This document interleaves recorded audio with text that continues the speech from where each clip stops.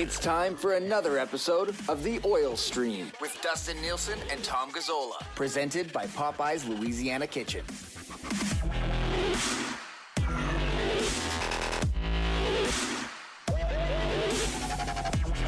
Happy Friday, everybody, and welcome to another episode of The Oil Stream. Dustin and Tommy Gazzola with you. Thank you very much for being here. And hey, if you're watching on the live stream, make sure you subscribe to the podcast. And if you don't like watching on Twitter, you can also find it over on YouTube. Just search Nielsen Media. Give us a sub over there on YouTube as well. As always, brought to you by Popeye's Louisiana Kitchen.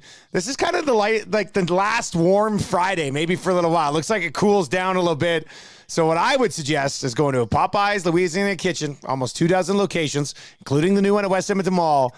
And Tommy, I'd buy like 24 Popeye's chicken sandwiches, and then you never have to go to the house. You pop it in the microwave, warm it up. You're good to go for the next week and a half. That's such a Jeff Walker post-game Ranger comment right there. I'm not even going to let it register in my mind. I'm going to let it simmer, and then our listeners and viewers can just, sit on that one, because I don't think the shelf life on those bad boys is very long, because they're so delicious. But well, what you can do is you can make somebody else pick them up for you on DoorDash, Skip the Dishes, and Uber Eats, right? Yes, so nice, absolutely. Quick delivery. It's all taken care of at Popeye's Louisiana Kitchen. Hey, if you're watching the live stream, if you have any questions, feel free to slide in the Say Something section and chime in on it. But we've got, let's dive right into it here with the Boston Pizza Appetizer today. Yeah. And that would be Philip Broberg being recalled. Boston Pizza, hit him up for Appy Hour daily from 2 to 5, and then again from 9 until close. And join us on Tuesday, 6 o'clock, Calgary Trail, Boston Pizza. All right, everybody knows it. I guess if you're coming south, it'll be on your right side. Swing on by, pop in. We're going to be talking Oilers. We'll get going around 6 o'clock. We'll be there before setting up and stuff, probably hanging around a little bit after as well. So we'd love to see you Tuesday night after work, 6 o'clock, Calgary Trail, Boston Pizza. And looking forward to that, Tommy. That should be fun once again. It's just nice seeing people in person, like we do this. I get to see you there. Last time Awanik popped by for a little visit. It was a good chat. All of our BPs on location episodes have been a lot of fun. Yeah, they have. Yeah. And one thing I'm learning, and I suppose this should come at no surprise to any of us, but like each BPs has its own distinct feel. It's not just the same it's BPs. True. Like the one in Sherwood Park, that's a locals BPs. The one, where were we? We were in Windermere, I believe, at one point. We're in the Hamptons. Right over here by my house. Yeah. That was a good vibe. And then we started out with which one? Capilano. There was some locals, and then some came in to visit. Like, it's interesting, the dynamic of each BP. And it has honestly been a lot of fun. It's cool to be on location. The poster, when we were at the one in Sherwood Park, that was great. I had it framed up. It's on my wall, like right over there, because I'm like, oh my God, we're on a poster. And we didn't have posters made and give it to BP Sherwood Park. Like, they had it there, and we asked them, like, how's the date on it? The date's passed. We shot the show there. Can we take it? And both of us got one, which was awesome. Yeah. It was pretty cool. So they've been great partners. And join us on Tuesday, Calgary Trail, Boston Pizza. We'll get rolling around at 6 o'clock. We'll be over in the lounge. When you walk into that one, the lounge is over on the left. That's where you'll be able to find us. All right, Philip Broberg recalled, Tommy. This was the guy that Ken Holland kind of thought they'd have in the mix, probably from the get-go this season. Had a little bit of an underwhelming camp. Has been banged up a little bit since then. When he has been playing, he's looked pretty good with the Condors, especially recently. What do you expect from this call-up, Tommy? Is this here to stay for good from Broberg? That's still to be determined by his play. And how much do you think we're going to see him? Like, is that the end of the 11-7, and it's just a Broberg show now instead of the combination of Murray and Niemelainen, or do they use him the same way? There's lots of things to discuss here. Absolutely, there's not a surprise that he got called up. I mean, I was told by people in the organization, if they had enough capacity for a 23-man roster, they would have had Philip Broberg up here. And that wasn't the case. He was battling injury throughout training camp. It was nagging him. It bled into the season. It kept him out for a bit early on in the AHL. And then he sliced his hand making food. That's why you go to Skip the Dishes or go to Popeyes and you don't make your own food. It's simple. Or you go to BP and you don't make your own food. It's a simple process. Don't make your own food if you're a pro hockey player. Just start ordering food. You make a ton of money. you make a ton of money. And so as for like how long he stays, I think the door is open for him to stay for a while. And it might come at a cost of Marcus Niemelainen where he has to go back down, whatever. Like, I don't think he's going to get claimed. Is he even waiver eligible? Like, can he get picked up? I don't think he's a guy that would get picked up, truly. I could be wrong, but my sense is he wouldn't. But in the meantime, if you're Philip Broberg, you're coming up here, I think, with a bit of a chip on your shoulder to show everyone that training camp was an anomaly and that now that you're healthy, feeling better, you're an NHL defenseman. So I think it's up to him to decide how long he stays. I think he is going to get an opportunity. If he doesn't do anything, Dusty, maybe he goes back down. If he does something, looks good, looks like the Broberg we saw late last season, he keeps punching his ticket to stay with the big team. So it's good. You knew at some point he was going to get up here. Now's the time. Very interested to see, like, he's going to play with, Barrie? Maybe Bouchard, depending on what they want to do with Kulak. Sure. It's interesting because Barrie and Bouchard haven't been lock it down guys defensively. Like, I think Broberg might be put in some interesting spots. Hang on. Out of Bouchard and Barrie, even Ceci on the right side, who's been the best defensive defenseman all season, like body of work, and we haven't complained about them the most? I'd say Ceci. I mean, I haven't mentioned Ceci many times at all. Like, that's why I just like Broberg. You're going to be trying to slide in here. You haven't liked Ceci? There's been games where I think he's been Cody Ceci. Then there's been games where he's just flailing around, waving his stick and watching goals go in. So that's part of the Darnell Nurse pair. I was going to say, are you talking about Nurse or Ceci? I'm talking about both of them. They've both been victimized this season. I know they face elite competition every night for the majority of their minutes, but you know what? I'm just saying, Broberg's going to be playing with Barrie or Bouchard, and whether he might have to be the responsible. He might be the responsible one in that pair. That's what I was just going to say. Like, pick your poison. You're playing with either one of Bouchard or Barrie, likely. Just play good. Like, you can't let who your D partner affect you and rattle your approach to the game. If you do, I think you're putting yourself down and into a hole and getting behind it on the mental side of things, which is never good, especially for a young defenseman. Just go out there and play, see what happens, be solid defensively. Maybe he doesn't take as many rushes. Is he an offensive defenseman right now in the NHL? No. In the AHL, yeah. Well, he doesn't need to be here either anyway. I mean, that's taken care of. Like, your job is to get off the ice without getting scored on. That's it. Yes. Yep. That's your only focus. Put a puck up the boards, make a nice pass, get off the ice. Done and done. What if, here's just another hypothetical. What if Philip Broberg is paired up with Bouchard or Barrie, and he's the guy that's making the outlet passes, he's the guy helping to make sure the puck gets out of their zone? Then maybe that nullifies part of the issue. Now, if he's not, if he's getting hemmed in like the defense tend to, because the forwards can't get pucks out, they turn pucks over at the blue line, then we're going to see more of the same. Do you think Broberg could make Bouchard or Barrie better 5-on-5 than having played with Murray or Niemelainen? I don't think that's a crazy stretch. Maybe. That's asking a lot of a young guy, but we'll see. But all he has to do is be steady, right? Like, that's it. I know. That's why I say maybe. Maybe. I hope so, for the sake of everybody. Well, for the sake of everybody is a good way to put it, because, I mean, this is not a guy who was just drafted. I mean, this is a guy, a lot of guys from his draft year are already making a significant impact in the National Hockey League, Tommy. If you can't just be steady right now, then that's a little concerning to me. There's a lot of things that are very concerning about the Edmonton Oilers at that point, this point of the season, and, bringing a young guy up, hoping he could be steady. I hope for the best, but I think that could be a concern if we're talking a week from now. We're like, boy, Philip Broberg really didn't make a dent, did he? But I want to give him the benefit of the doubt.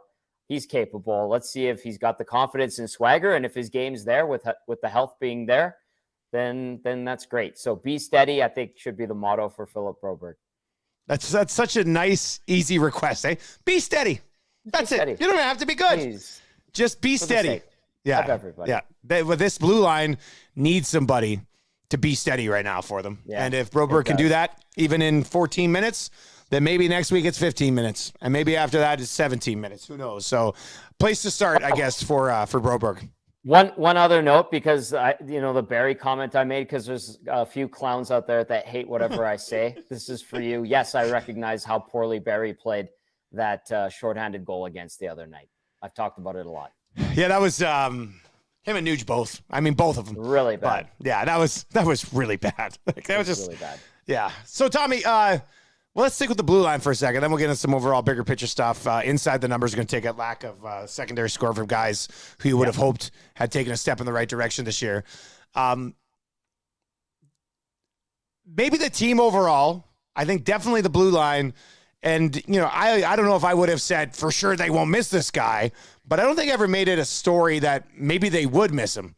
And that's Duncan Keith. How much do you think this blue line and this team overall that has some pretty good players, but nobody that's ever won anything, how much do you think they just missed Duncan Keith? Yeah, I think it's a factor. I don't think it's an issue that couldn't be overcome.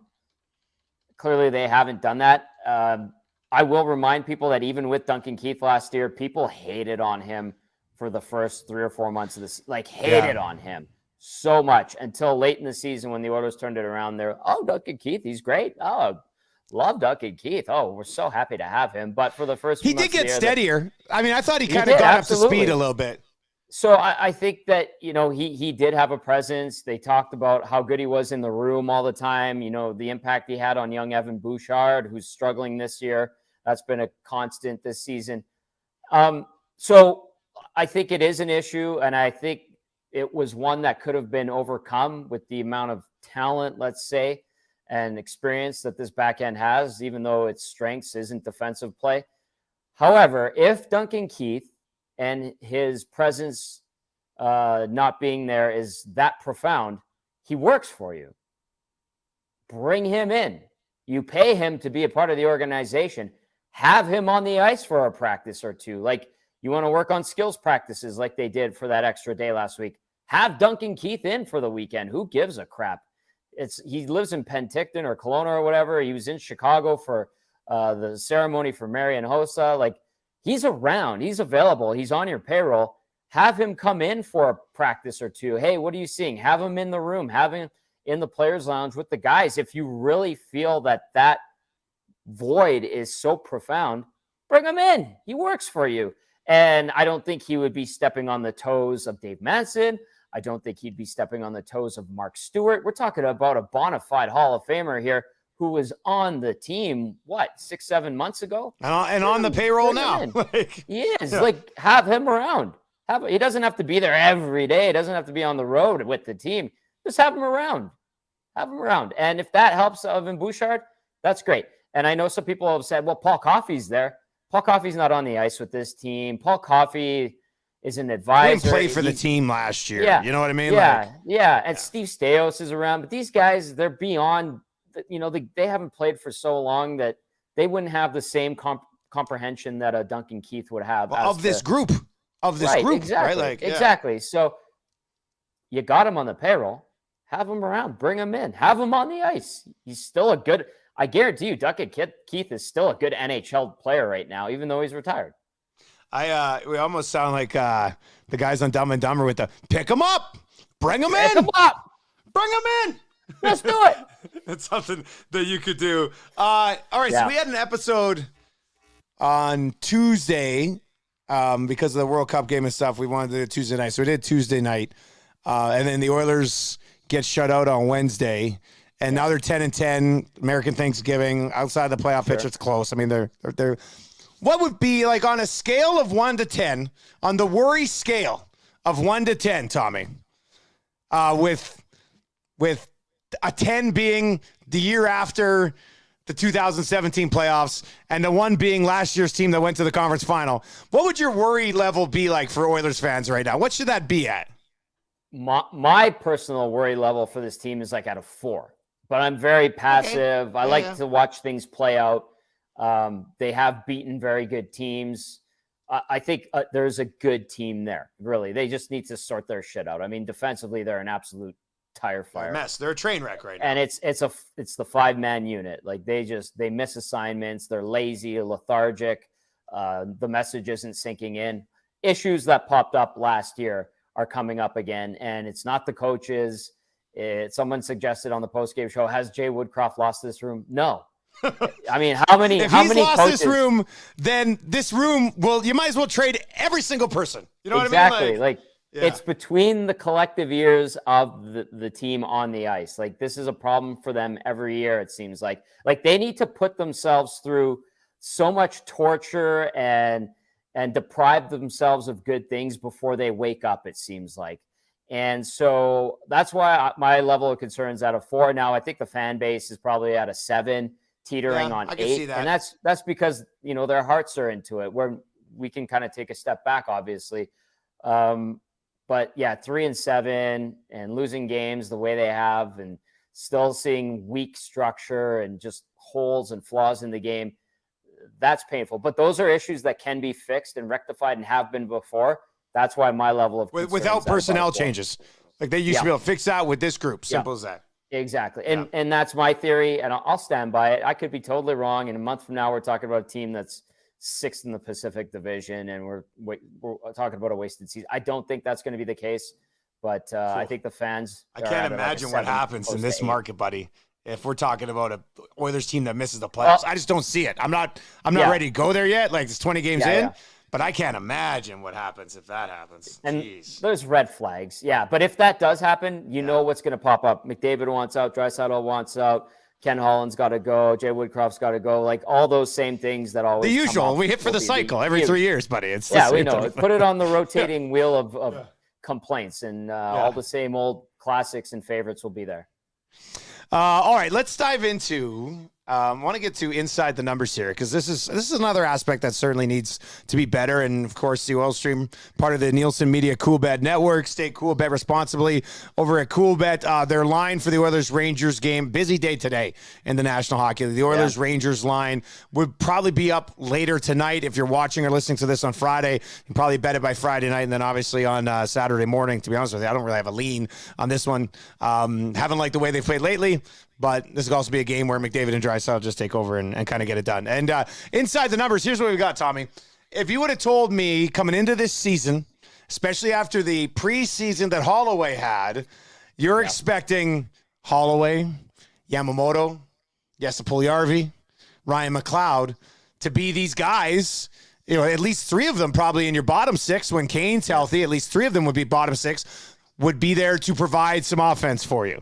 Combined, those guys, and Yamamoto's been hurt, obviously, but no goals in the 13 games. Holloway missed some time. He's played 16, no goals. Those 4 guys, Puljujarvi, McLeod, Yamamoto, and Holloway, have played 69 games so far this season and have combined for 4 goals. 4 goals in the 69 games that those guys have played. Now, Holloway, I'll give a little bit of a pass to, had a great preseason. I know some people were like, this guy scored 25 this year. I think probably got a little carried away at that point, but you expected a little something. Yamamoto, he's been hurt. Prior to his, a little something. Yes, Puljujarvi had 1 goal that went off his stick. You expect more from him as well. And then McLeod hasn't scored in 14 games. So it's almost amazing that this team's 10-10 and have literally gotten nothing from those 4 guys. Yeah, it's sad, and it's a recurring problem as well. There's another red flag.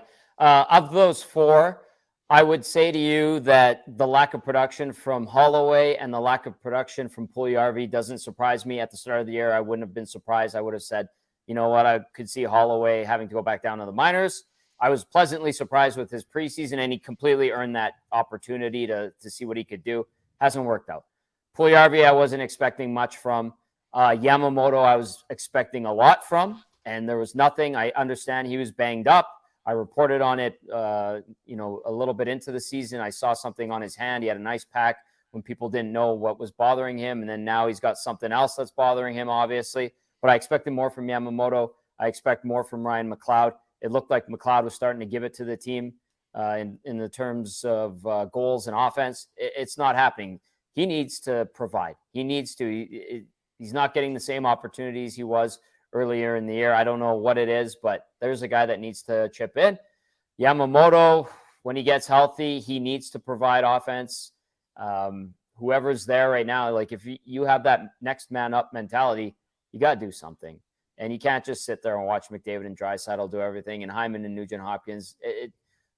You got to provide. And we can't be saying, hey, if Evander Kane was here, if Evander Kane, no, like he's hurt. He's not coming back anytime soon, man. Like, yeah. Like it's that simple. I mean, it's concerning that you've got literally nothing basically from those 4 guys. McLeod scored like 3 goals on his first 6 shots of the season. Yes. Hasn't scored since, and really not even getting the puck on net much since. So it's a major concern.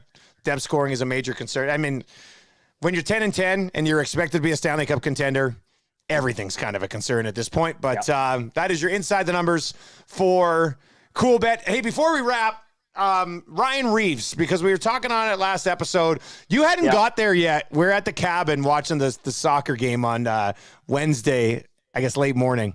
And Reeves got traded while I was standing there.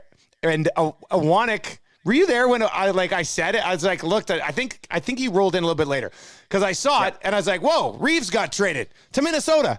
And, with all the rumors, it's kind of been an Edmonton thing. And Awanek gave me the death stare of a lifetime. He's like, we're here for Canadian soccer. Like, he didn't say it, but I could tell in his head, he's like, we're here for soccer. We don't need any Ryan Reeves trade talk right now. I was like, sorry, Matty. I'll calm down. But you did find out a little bit about Ryan Reeves and as far as it pertains to the Oilers. And I was totally wrong, by the way, last week when earlier in the week when I was like, oh, they're not going to, he's not getting traded. He's Gallant's guy. Well, clearly something happened and he requested the trade. So he was available. He was offered up because I know other fans were like, hey, Ryan Reeves, get the toughness in there. Toughness, not necessarily the problem, although it's kind of funny and ironic that Jesse Puljujarvi is the only guy on the team with a fighting major this year where he didn't even drop the mitts. And has the most hits on the team that guys who are playing. Like, it's kind of like a bizarro world. It's indicative of where we're at on the team. But Reeves was offered up, not something the Oilers were necessarily interested in. And I think the price point at $1.75 million, his ability to actually play outside of provide toughness and fight, was something that they didn't want to. It's never really under consideration, was it? Yeah, exactly. And listen, this isn't somebody they were considering anything like that. But when I was having the discussion asking about Reeves and the possibility of the Oilers picking him up, I was told, listen, like if you needed to add grit to your team and someone who could actually play a little bit, you could have had Wayne Simmons for way cheaper. Like it's just a throwaway example, basically. To the sentiment as to not something they're obviously aggressively trying to address right now. So exactly. Yeah. All right. Well, there we go. That's I guess that's the end of the story on Ryan Reeves and the Edmonton Oilers until they played the Minnesota Wild 3 times in December. And we have everybody going, that guy should be an Oiler right now, which should be a great turn of events. Tommy, you'll have the pregame, postgame coverage on TSN 1260 on Saturday. What's your pregame look like? What's the deal?